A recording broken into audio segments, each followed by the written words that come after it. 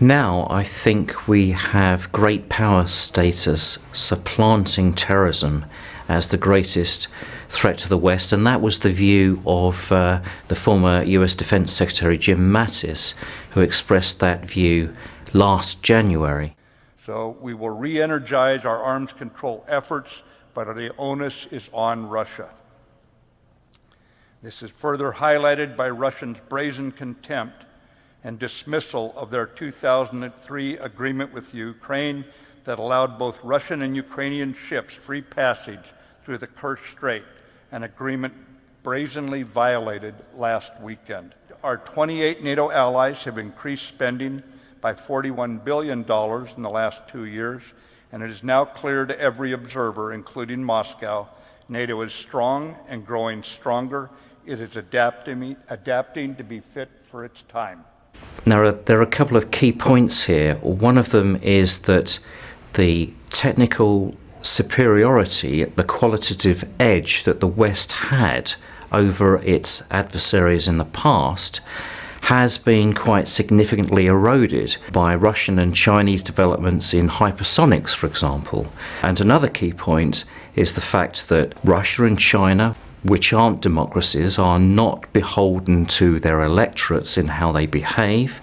And what that means is that the West, as a collective democracy, has a problem in actually fighting toe-to-toe with an adversary that will bend and break the rules.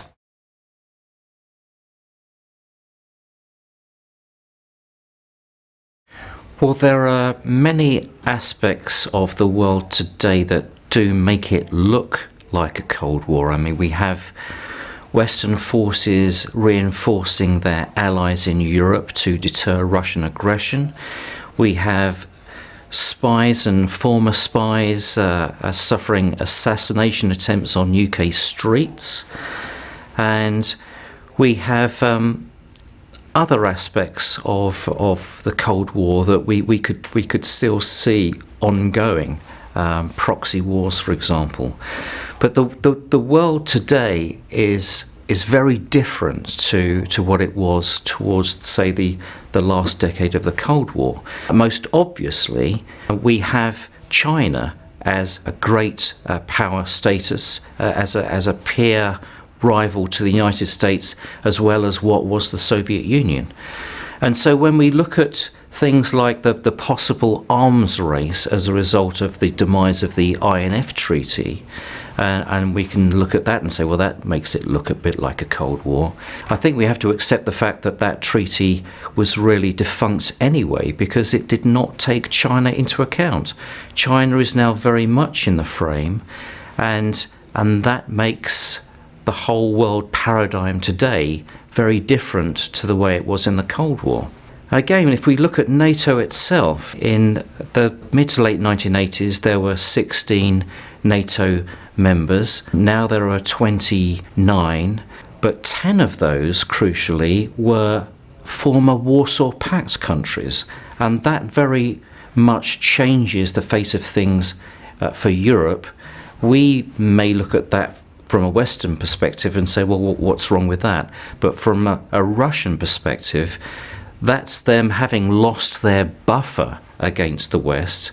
And we look at Putin, who is very much of the Cold War. He was a KGB officer in East Berlin at the time that the wall came down, still sees the world very much through those Cold War tinted spectacles. This is something that really we can look at driving Russian resurgence and perhaps Russian aggressiveness in the face of the NATO expansion that it never wanted.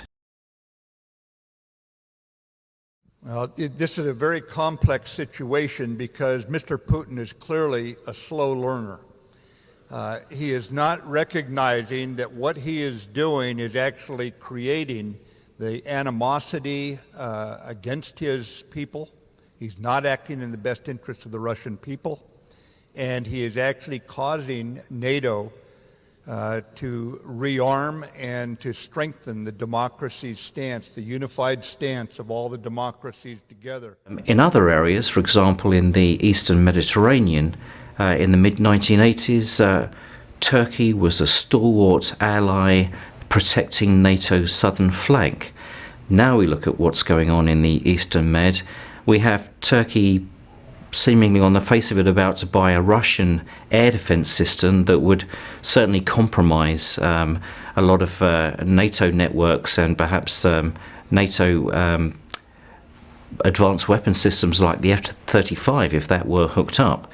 And so it's very different in that area, quite apart from the conflict going on in Syria and Iraq, where even if that were to play out and reach a conclusion with the demise of what was the territory of the Islamic State, that has irrevocably changed the power balance in the region, and Russia, with now a firm base and ally in Syria, has again developed much more influence in the Eastern Med than it had before.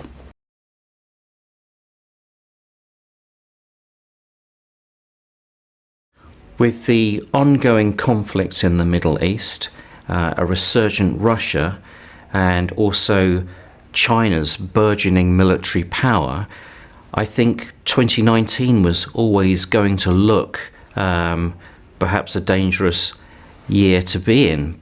But if you add the complexities of Brexit and also a very taciturn, I have to say, American foreign policy now under the Trump administration, where we simply don't know, are they going to stay in Syria, are they not going to stay in Syria, are they going to stay in Afghanistan, are they still staunch European allies, or are they going to withdraw from that?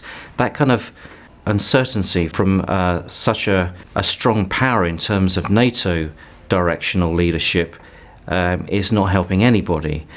The world, of course, is very much more interconnected than it used to be, say, in the 1980s.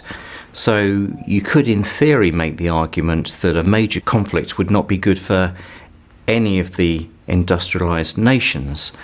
But given that military supremacy can always be brought to bear for advantage, both in terms of securing territory or resources, then I think there's always going to be the danger moving ahead for flashpoints in areas of contention like the South China Sea and perhaps in the Black Sea. Meanwhile, religious extremism is never going to go away in the near future as a source of conflict, even if the Islamic State itself as a territory will do.